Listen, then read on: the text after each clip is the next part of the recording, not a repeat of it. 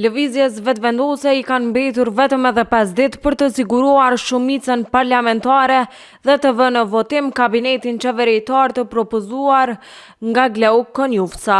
Pavarësisht këtij afati shumë të shkurtër, nuk shihet ndonjë sinjal se vendi do të mund të ikë zgjedhjeve të jashtëzakonshme.